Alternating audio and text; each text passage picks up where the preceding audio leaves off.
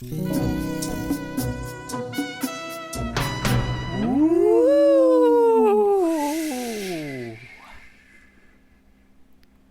not quite riding a roller coaster, but, if we were, that would be a strange sound for us to make, I think. I think it was supposed to be more wind based off the premise. It's like an old Western wind. This is what I thought of. You know what I mean? Like in a Western where you see the whoosh. Yeah, it's almost like the wind that you hear because there's not a lot, because there's silence, People want to know what's going on. You're like, and it's a standoff in the middle of a standoff, which is where we start this chapter of One Piece. Yes, this is where we start off. Welcome back to the Grand Line Tourist, a chapter-by-chapter examining, if you're my friend across the internet over there, or re-examining of Eiichiro Oda's One Piece. Doing the examining, which I think I flipped a second ago. It's okay. You corrected yourself. You caught yourself. You're good. I corrected myself now. I am your tourist, and across from me, doing the re-examining, is the tour guide. I should also tell you my name as the tourist. I'm we Jacob. Always forget that part. We forget who we are in the world of One Piece. I think it's good. We got a selfless nature to us. We are the stand-ins for, all the tourists and tour guides out there. So, we don't worry about our names. We're here for you. But that said, don't worry about it. But I kind of want to know, what's your name over there, buddy? Oh, I am your tour guide here on this beautiful journey through One Piece. I am Eric C. Vu. First of my name, second of swipes. I don't know where I was going with that, but it sounded cool. Second of swipes. Is that like a... Yeah, it became a dating app thing all of a sudden. Oh, no, yeah. Cool. Second swipes. Usually, I get the swipe not on the first time they see my profile, but on the second time they see my profile, which I don't think is how these dating apps work.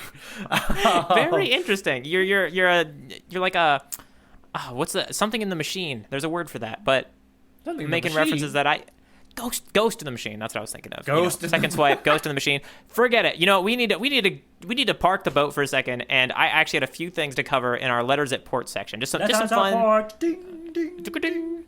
And actually, the first one was a question for you, Eric. It comes from me, but it's about logistically, a little bit about the logistics of the podcast, because you are a tour guide. You are caught up with One Piece, correct? Uh-huh.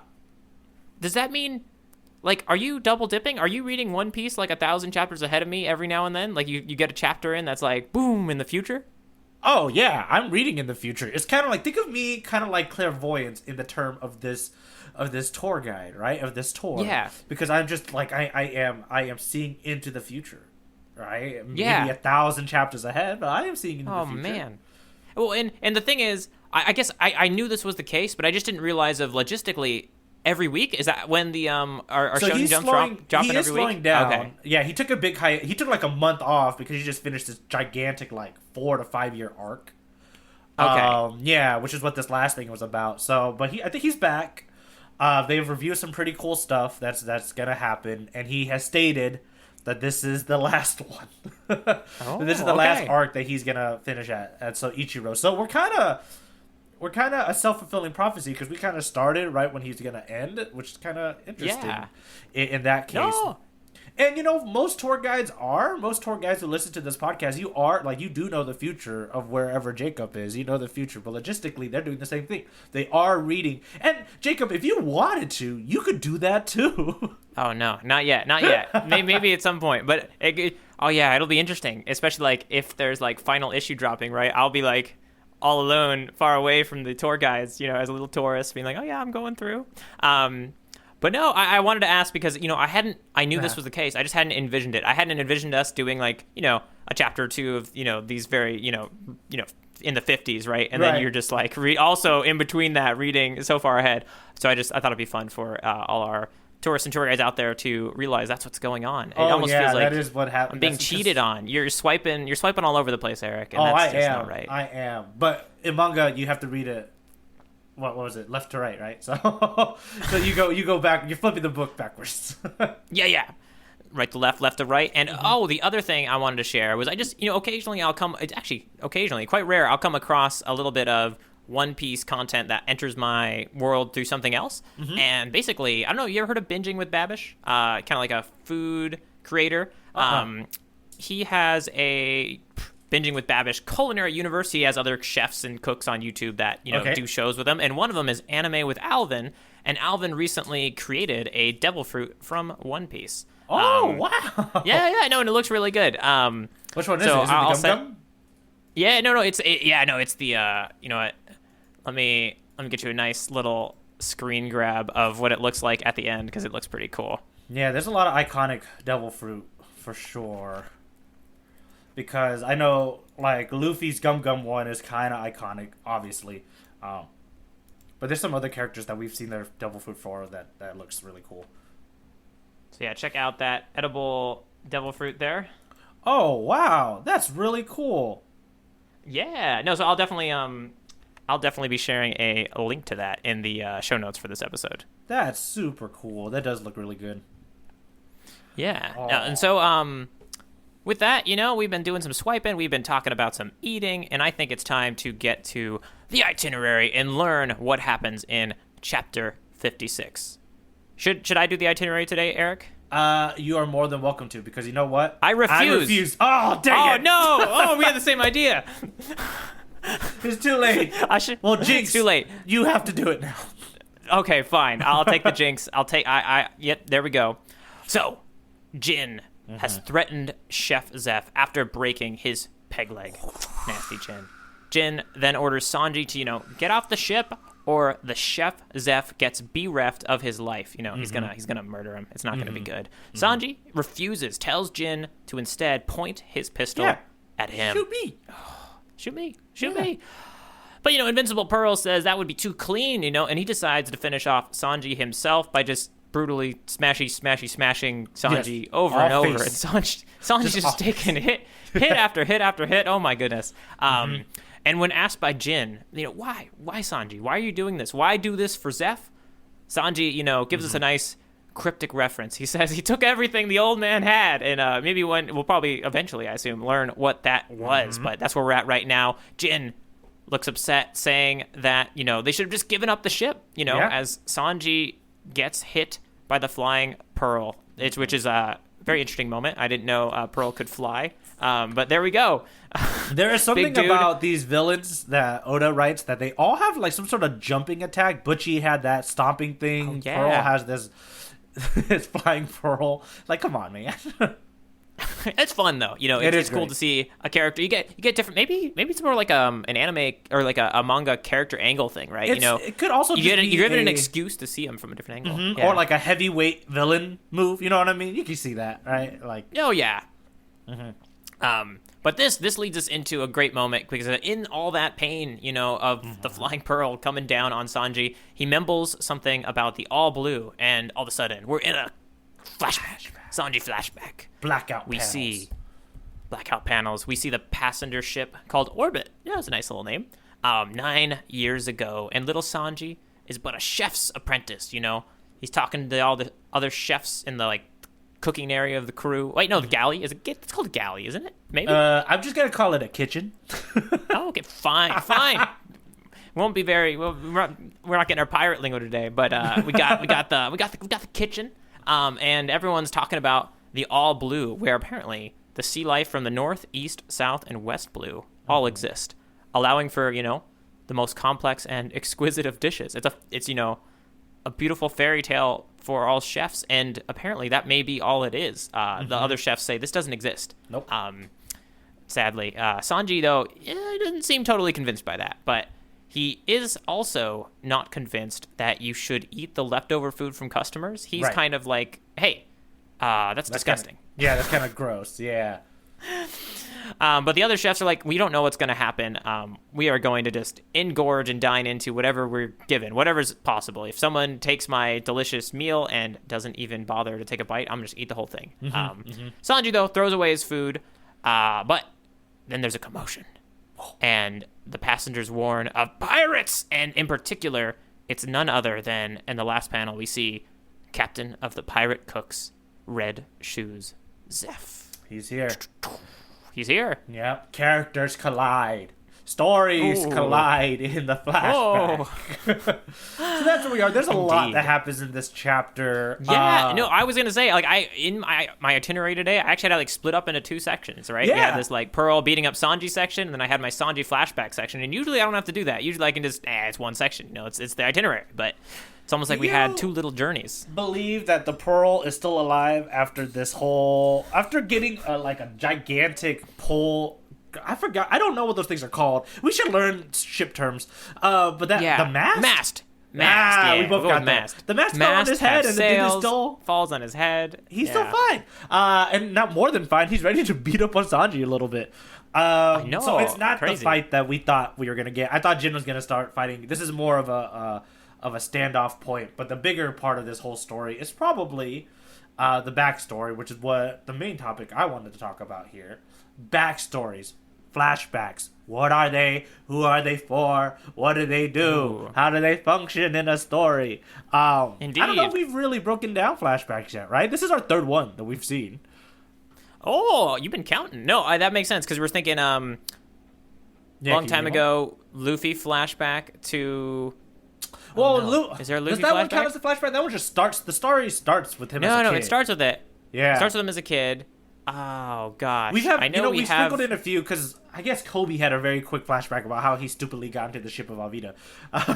Yeah, no, you're right. But regardless, we've had a decent number of flashbacks, and now we're at another one. And yeah, your questioning is, what is this for? Like, why do we do this? Why do we not like start with flashbacks? What do you got to tell us about these? Yeah, and I think like so the function of a flashback or just a backstory is obviously just showing one's past. It adds context to a character. It adds some sort of, in this case, a dream.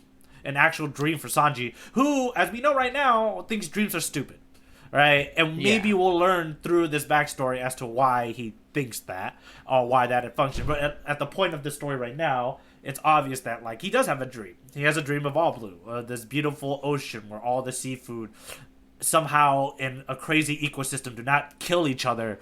Instead, they exist solely for the dreams of chefs to cook up and eat. So that's kind of cool, but also... it helps add like context, some character development, and add some wants, some needs, and some stakes. Right? Some stakes are now developed into what this is, and it helps us understand why Sanji is saying the things that he did during the fight. Right? He doesn't want to take anything more from Zeph. Now we get to see why. Yeah, and in particular, it was kind of fun to see.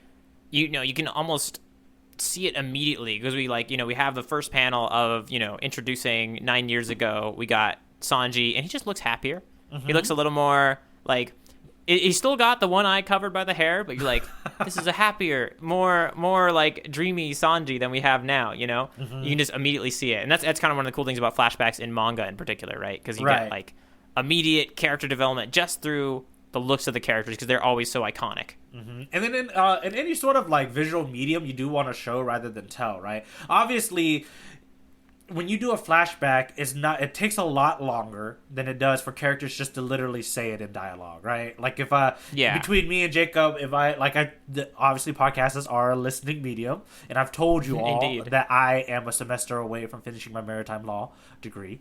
But obviously, it would have meant more if you guys saw me go through my first 4 years, 3 years. I don't know how long law school is, which is why I didn't finish. Yeah. But if you guys watch me go legally blonde through my maritime law degree, but didn't finish, it'd mean more, probably. Yeah. No, and I mean, I write in if you want us to go ahead and turn that into a full-length feature. Well, maybe not full length. Maybe we can do like a 4-minute improv audio podcast for that. Just hit us a line at grandlinetourist@gmail.com. I'll send you guys my scripts of me going through maritime law. Yeah. But yeah, so it's usually like flashbacks take a lot more time, but through it you gain just a lot of different story elements like we were just talking about, which is a really cool thing. And I also noted that it's usually used a lot more in like media geared towards children, because I think because think about kids don't really have the experience. Like you could tell a kid that you are you're a cop, or like you are a chef, or that seeing sad dogs make you sad. But rather than that, for children, they actually have to like they don't understand that. They have no context. They don't have enough life experience to really understand that. Unlike adults, we're still like in adult media when we're watching stuff. We don't really need to see everything because we can add our own experience into someone's statements. Whereas children, you know, you do have to kind of show them, oh, this is why this is like this. You know, this is why Sanji's like this. Mm-hmm. It's incredibly interesting you mentioned that because it reminds me now of a type of movie and type of media I like is often the autobiography, where you get to see a whole life compressed, right? Mm-hmm. But you can almost think about like maybe for kids and, you know, in general for everyone consuming that type of media that takes you from a start on a long journey to an end. You know, it takes a while, right? A flashback is almost like a compressed version of that. We start here and then it's kind of exciting. You do the jump and then you're jump back, right? And you fill in a lot of that blank space mentally, which is a fun little exercise as opposed to seeing it beat by beat play out. So it's kind of a different way of compressing a life and life experience. With a little bit of a puzzle, a little, you know, insert your, you know, we can imagine Sanji's like in between years, you know, based on those two pictures we have of him. No, and there's also a lot too to ask yourself. Like for me, I automatically am questioning like, why is he already on the orbit? And where are his parents, right? Like, all of these flashbacks. The only time that we got a definition of where a parent went was for Usopp, who lost his mom and then his dad's on the ocean, you know? But the other two, Sanji and Zolo both, like, no parents. No, maybe, who knows? Maybe the world of One Piece is just a really, like, immediate apprenticeship for all children. Right. It's like, handed Sanji off at age 3 to like, it must be a Japanese thing because Ash Ketchum started his apprenticeship as a Pokemon trainer real early. Yeah, no, but that one's kind of cool because you see the mom kind of go through it, right? Yes. Like, don't they give him up in the first episode? So yeah, a little more cries, filling in there. And lets him go. Shoot, what was I gonna say? I had something else to really say to double back on your thing, but it's too late now. No worries. Okay. I got another little point that I want to throw out, and I just thought I really enjoy One Piece geography. Okay. And in particular, I believe in the all blue. Because I'm just picturing the map, right? And you're just like, the way it's drawn with like the 4 like lines kind of intersecting, and where the north, east, south. You're like, well, there's definitely a spot in the middle that could quite possibly. It's gonna have to, you know, it doesn't have to, but that would be the spot that I would check. You know what I mean? If I was to go and see like, oh, do the fish taper off as they approach the middle because no one can survive there? Or is this where we have that beautiful ecosystem? And a fun thing in particular I wanted to bring up is this is an idea for Sanji of believing in something that other people basically have told him doesn't exist, right? Yep. And, you know, it reminds me a little bit of Gaiman's belief in the treasure on top of the kind of cliff. So the fact that believing in something that doesn't exist being useful, this all blue thing, I feel like it maybe could be useful for Sanji, or we're going to find out maybe gets bit by it somehow. You know, it results in him being in his current state because maybe he discovers the all blue isn't a thing and he's really disappointed. I don't know. But I wanted to throw that little thematic nugget out there. Yeah, I also have to say this. I remember what I was going to say to you because this is about his dream. It all ties back, guys. This is the I dreamed the dream moment for Sanji here. His dream. Yes. A fish gone by. His Ebony? No, that's not who sings that song. I don't know who does it. Regardless. My mom doesn't like this person's face. It is from the new movie. It was It's Anne Hathaway who sings the song. Yeah, Anne Hathaway. That's what I was thinking of. I don't know the character's name. I have to say, Oda's really good at doing the. Meanwhile, back at the ranch thing, right, where he gets to a high point of our current story, which we're on is him getting wrecked by Pearl, this 6'10" man dressed in pearls, beating him and jumping on him with his head. You know, and he does this, and then he sneaks in this. Meanwhile, back at the ranch, now we get the backstory of Sanji and Zeph, who we know have spent the most time together on the broad right? Like, they have been together the longest in comparison to any other chef there, which is really cool. And I always appreciate how Oda does that, especially in these earlier arcs. I also want to point out all of the characters who get recruited, we get to see their backstory. Oh, cheater! You're cheating. You're giving me a hint for knowing whether we get someone's backstory or not. Have we seen Nami's backstory? That's what I was going to ask you. Have we? No. As soon as you said that, I was just going through in my head, and I was like, oh, shoot. I don't think we have, right? Right, and which is another, like, this is an established pattern that Oda does. And so, Nami broke that pattern. She's never agreed. right? She's never No. agreed. Well, technically, I would say what it means is we can't trust as much that she's really on the crew yet. You know what I mean? Like, we can, based on what you're proposing, you know, if we go along with it and we buy it, right? We could say it's only a matter of time before Sanji's on the crew. You know, like that's a potential idea right there. Like, you know, he's getting his flashback right now. This is the pattern, right? Yeah. Nami has not had her flashback. Therefore, either, you know, one day it'll come, or, you know, we're not sure yet. You know, we don't know. Yeah, and I think if we ever get back to the Nami story, or see her again, I think it leads to a bigger discussion about why her character, who is, number 3 that they meet, right? Because for a while, it's just her, Zolo, and Luffy. How come we didn't get this pattern, right? Why did she break out of this pattern if she's supposed to be a member? So I think that leads to maybe further discussions down the road. And I will write down. I want to think about it. But yeah. No, like my gut instinct is maybe just for the variation, or, you know, like, it's kind of fun to have different stories play out on different time scales. You know, if it would get tiresome if this was just, new place, new crew member, flashback, got crew member, right? And so potentially, you know, allow for a little more variation in the pattern and just maybe a little bit more natural flow, but there could be more to it. It could be tragic. Could be Nami's not going to be a crew member. I don't know. Lots of stuff going on there. Just nobody wants to navigate for this crew. That's all it is. Kobe didn't want to do it. Right. Nami doesn't want to do it. These pirates are ridiculous. They just eat, and they're just annoying, and I don't want to be around them. Yeah, seafaring navigation is the basic tenet of being a pirate, and then this group cannot do that right now.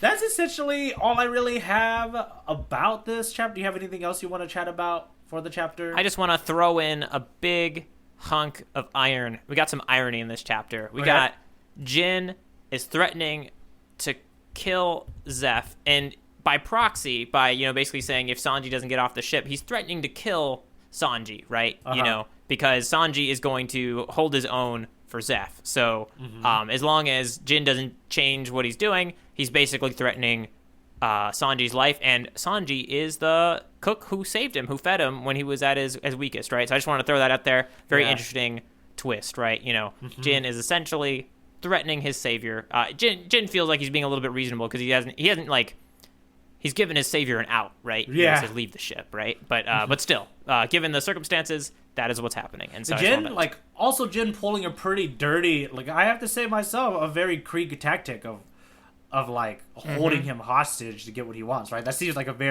that's something he learned from his captain. Like, well, right? I mean, as soon as he broke the peg leg, that you don't go up to, you know, someone who is struggling in some way and take away their ability to overcome that struggle, right? You don't go up to someone with crutches and take away their crutch and say, okay, I'll kill this person if you don't follow my orders, right? That's not a nice move. But Jin is, like you and Jin's I not said, great. I think you and I both kind of dig Jin as a character because he is so complex now. You can see he's very torn. Oda did a good job of making him seem like he's very torn about what he has to do, like his obligation to his captain and his obligation to his savior, like you just mentioned, right? So in his mind, he's come up with a great out. Like, dudes, just leave.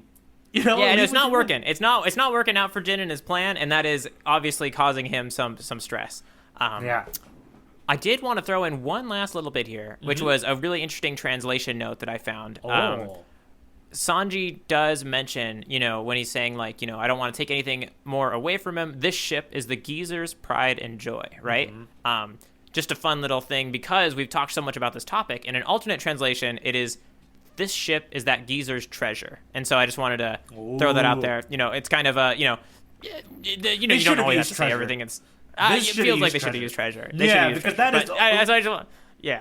That's just so much more thematic to One Piece. They should have just said treasure. It just feels right? Yeah. You know what I mean? It's our word for pride and joy, for dream. You know, we got that in there. So just wanted to throw that out. And I think, that'll be, I'll stop throwing in little nuggets, you know. No more iron, no more little pieces of gold. Yeah, we're free. We can keep moving. Oh, well, this is great. I think he's so good at just giving you a little bit, like throwing into the little bread pieces, and we're the koi fish trying to eat at it. Like he throws. This is what he does. This is what Oda does with story exposition, right? He just tosses it little by little, and now we get this beautiful blackout page leading into this flashback that we've been wanting because he's been doing it. He's been saying it over and over again. Like there's something more between these two. Oh, yeah. Sanji and Zep have history. You know? Dun dun dun. Yeah.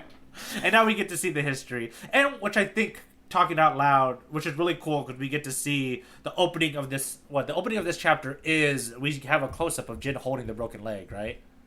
Yes, yeah. It basically reminds you because it's actually almost easy to miss because like in the last panel and just a subtle detail of the last panel of the last chapter. This one is like we have a character saying that Scallywag, he broke Chef's Chef's peg leg, right? And immediately on it. Knowing, like, for me as a tour guide, knowing the storyline and everything, it's literally, like, he is holding the reason why Sanji is so devoted to Zeph, the peg leg. Like, right? Like, all of that is a representation of, like, this is just another thing that he has caused pain to Zeph, right? And that's why he's not leaving the ship. And this is what he says. Like, I'm not leaving this. This is the old man's pride and joy, which is great. And they bicker like old folks. Oh, yeah. Cool, dude. Should we do some ha-has? Oh, yeah. And I'm going to keep it simple today. I just got one nice big ha-ha. I don't even know if it was intended to be a ha-ha. When the other pirates... you can get the same one? Yeah, we might. What is yours? Just when all the other pirates are looking at Pearl and they say, he's flying. I'm just like, that's ridiculous. Like, this big dude in the air and, like... flying. Like I almost like I was wondering if it was like I think it just means that like they're interested in the fact that he's moving through the air so quickly. I don't think he's literally flying, but even still, it's funny. I almost imagine him in the next panel floating somehow as a helicopter, and I was like, how is a helicopter motion going to come out of this character? I almost expected it. So he's flying. It got a good giggle out of me. That was not my joke, but mine is still Pearl related. My favorite one is where did it go? Is his first hit, the name of the attack is the absolutely natural Pearl surprise. Oh my goodness. Which is not, because he announces himself the whole way through. Pearl, as a character, is hard to get a read on for what's going on in his brain, Is this some, like, I'm from the jungle, and these are, like, jungle references? This is, like, I'm a Pearl of the ocean? I'm natural? I don't know. It's an interesting character. He is all over. Right, there's not much ha-has in this. It is kind of what it is. So and I like keeping them. I like keeping it clean too. We get a few ha-has in there, and then then after keeping it clean, we get a little dirty. That's how I like to think about it. Yeah, we get a little chef battle-y with our panels. We take our panels, we chop them up, we put them into a stew, and then we have Gordon Ramsay test them, and he yells at us and belittles us. But that's what we want. This is ridiculous. Yeah, it's disgusting. Learn how to fillet. Is that too Cockney? I don't know what accent he has. No, you did better than me because what came out of my mouth, I'm not even going to give it another go because it was so bad. So I admire your efforts there. Indeed. This is where we take our favorite panel from the chapter and we fillet them, put them on the flat iron, send them across at each other, and we talk about it, see who's we like better, see which ones see little elements that we didn't notice before, and we encourage all the tourists and tour guides out there to do the same, either before the chapter, after the chapter, while we're recording the podcast. If you happen to reach out at that exact moment, very exciting. I don't know how we'll determine that. Actually, we could determine that. Emails have a timestamp. I probably don't think about that when I read the emails. But that said, you can send in those emails to grandlinetourist@gmail.com. Name a podcast at gmail.com. Definitely just email that. Fine. Either way, you'll definitely try it. See what happens. I like the idea that you're like, you could also throw like a late punch into a panel battle, which is really funny. Yeah. If anybody throws in a panel from a chapter that we read like weeks ago, I think we would still read them, and I think that's hilarious. Oh, for sure. Because definitely, you might need time to think about just how bad our panel choices are, and you'd be like, no way. Eric and Jay brought those two to the fight that day. Ridiculous. Especially mine. I sometimes go for the artsy ones that just appeal to me. Like, feel free to call us out after. It's totally fine. That's great. And if you're finding this podcast like years in the future, right, and you're throwing in panel battles from Romance Dawn, I think I would geek out a little bit and be so excited. It would be fun because it would actually just give us, like, imagining us episode, whatever, right? You know, 100 chapters from now, right? All of a sudden, having to think about a panel from 100 chapters ago, it'd be a fun exercise, right? We'd be reminded of the journey. All the Jacob and Eric story. All right, too much laughing, too much not enough battling. I will battle. We got a very, very tough panel to look at from Eric today. It's symbols. We got Pearl with both of his shield things with spheres on the end being squished into the sides of a now abnormally stretched Sanji neck. Sanji, on edge. We got ing, that nice big sound of the symbols hitting together. Even every little muscle of Sanji's body seems to be tense from the impact of all this. Exclamation points, action lines leading into the muscular attack. It's pretty brutal. Anything in there that you caught that I didn't call out there? No, I just think it looks so. It's such a good, you can just feel it. Because the panel before is the wind up, but this impact I think just pays off the ridiculousness of this attack. And this isn't even the last attack that Sanji takes this chapter. No, I don't think this is attack 2. I think this is attack 2 leading up to the flying attack next. I think. Oh my goodness. Characters in One Piece can take a lot. Because originally you're kind of uncertain if it's just Luffy that can take a bunch, but no, any of our strong characters can take a bunch. And this is Sanji taking a bunch for Zeph. So well chosen, Zeph, dude. You got to take a bunch for your father figure, is what it is. Yeah. And so I even got a little early so we don't have to waffle around so much. If you scroll up a little bit, you'll see chapter 56 panel battle spoilered out for you in the Discord chat. Go ahead and open that up.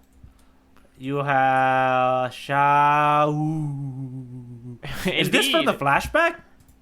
This is from the flashback. Oh, it's the flashback of this is the wow, what a weird little panel you chose. It looks like a small really weird corner panel of the what do they call the pirate cooks? The passenger ship orbit. Oh, is that the orbits on? That's the orbit in the. Oh, so there's a point of view. Yeah, this is the ship that Sanji's on, coming in from the point of view of a different ship. Oh, that is kind of cool. Did you see that the masthead is just a bottle? That's why I picked this panel. Oh. This is the panel that I realized in the first shot of the passenger ship orbit. You can see it as well. You actually can see it a bit better that the masthead is a bottle. But I didn't notice it then. I noticed it in this one, and I didn't notice. Man, just storytelling and details. It's very impressive. You can do it through art. I didn't notice this was showing the perspective of the other ship because you can see what has to be the orbit. Pirate cook's ship, it's right? The pirate cook's ship. It's the over the shoulder essentially, or over the back. over the shoulder of a ship. It's really cool. I didn't know it was over shoulder. I actually just picked it because of the full on front of the bottle, which is kind of fun. And I'm just, is there actually alcohol in there? Is it if the ship goes down, are we does it help with the ballast? Does it help it float? It's love the detail of this because if you did. Like me, I completely ignored this panel, so good job on Jacob there. Yes. But it has to be the orbit because of the bottle. That's the only way you can really tell. No. It has to be the orbit because of the bottle, and then that lets you. It would actually, if you're a very attentive reader and you went even slower than I tend to do, you would know before I think they announce it that. The reason they're running, because I don't think they mention it until the next panel, is that there is another ship coming, and then you could, potentially intuit that maybe it's a pirate ship, because who else is going to be out here in the ocean, right? Yeah, no, it's this is one where this is actually kind of a page turn reveal. It's setting up the fact that you're going to see what this other ship looks like on the next page, but I didn't get that because I'm a little bit of a faster reader. I don't always clue in on these details, but they are fun to discover nevertheless when you discover them. For sure. I think that's it. I don't know who won that time. No, this is a tough one. I mean, we got the brutal taking of punches by Sanji. Mm-hmm. We got some delicious wine being poured into the ocean by a gigantic ship. And yeah, you know what? Are you a little hungry? Oh, I'm very hungry. Because I'm a lot of customers today, they just didn't eat the food that was brought out to them. Oh, I guess we gotta eat. I think I know. Time to dig into some delicious leftovers. We work on our hands and our knees for these folks. They don't even eat it. They don't even tip. can't believe it. But I do like when I make my best dish and they send it back because then I get to eat it myself. Then we're just gonna eat all of this. Should we eat all of it? I'm gonna eat this spam sandwich that I put together. Ooh, I made a little bit of a chickpea and hummus toasted egg salad sandwich that I can see maybe the combination didn't appeal to the customer, but it's good and they should have tried it a little more. I just put spam in It was between two complicated. breads. It's probably why they didn't eat it. Both of them are delicious though. That's the thing. They're both going to be great. Are you ready? Oh, I'm ready. Sandwich up. Here we go. Cheers. Cheers.